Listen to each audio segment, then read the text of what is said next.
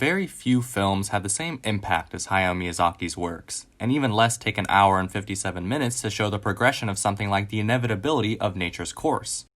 Nausicaä of the Valley of the Wind strikes an imperfect balance of a slow-burning journey of a strong female protagonist and a descent from the forces of Earth's rage collapsing on an industrial society.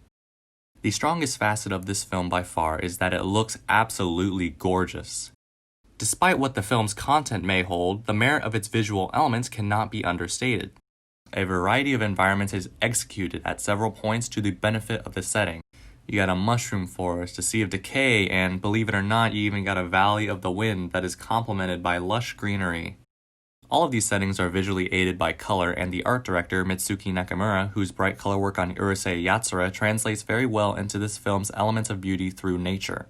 In turn, the result from such a taste creates a rather uplifting and joyous attitude even in the most serious moments, which I think might actually be to the film's detriment.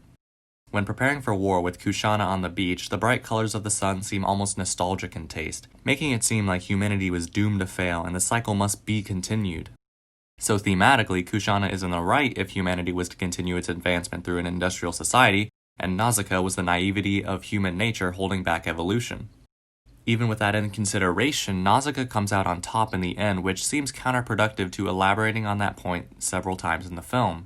After all, Kushana and Nausicaä are both strong female characters with equal amounts of dimensions considered, so I was quite confused on my rewatch when Kushana eventually takes a backseat to everything when her themes correlate more with the film than Nausicaä herself. Although Miyazaki's intent was to show how industry only creates the destruction of life, I don't think it felt effective enough and clear to understand. But the crux of an overarching problem I feel that holds this film back is through its insistence on movement. Try as you might, but Nausicaä cannot stand still for more than 10 seconds of time.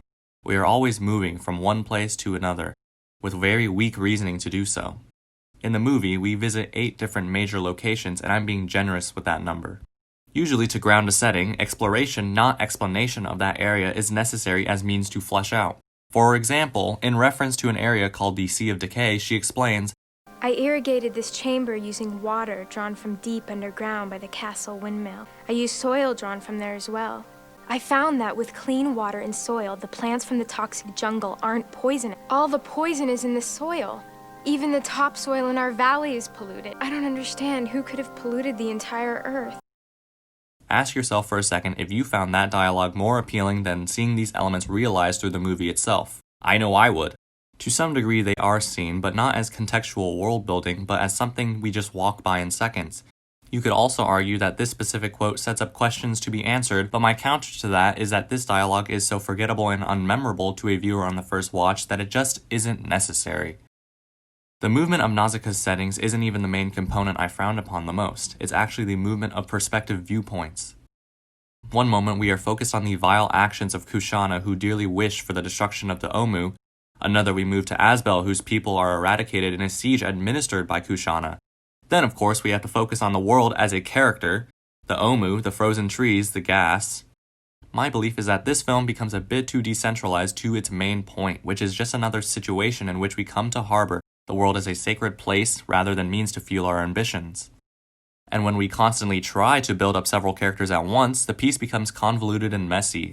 In Nausicaä, it doesn't get too far out of hand, but it does come close, especially considering how many moving parts are being introduced as the film progresses.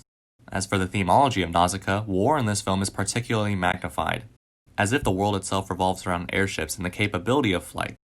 The scale of the people seems insignificant compared to the overall weight of an entire force of militaristic prowess. But this concept is shattered when an entire military force fails to stop the Omu from destroying the world, and Nausicaä herself is able to stop their fury, showing that human compassion and embrace is more powerful than any man-made falsehood of power. I wouldn't consider this type of ending to be naive, but I do consider it weak, especially in downplaying the might of nature over man. And also, since Nausicaä was able to stop nature's fury, that would evidently mean that man not need respect nature, as primitively, man was stronger from the very beginning. So I am not quite a fan of the ending. Although my overall tone towards the ideas makes it sound like I did not enjoy the film, there were still elements that really hooked me and were definitely things that would captivate normal viewers as well. I took a strong liking to the strength of its dynamic shot composition. For a film keeping flight and freedom as its main motif, the beauty of flight and its effect on one's soul are felt almost intimately. As you fly through beautiful watercolored skies with Nausicaä herself, you can almost tangibly get the sensation of wind on your face or crisp air in your lungs. And throughout the film, this sentiment is a tried and true force of nature that becomes more than just a simple one-off moment. But again, lack of cohesiveness to that action is what disconnects my attention. The inherent strategy of Nausicaä throughout its runtime is to pack a bunch of things together and create a narrative about the dangers of encroaching on things humanity cannot begin to understand. But I feel that an echoing inconsistency in this message throughout the film has limited its potential to stand amongst the rest of Miyazaki's daunting catalog of greats. It's a strong addition to his roster, but not quite the film I felt back when I watched it last year. So I am in turn lowering its score from an 8 out of 10 to a 7 out of 10. Thanks for watching.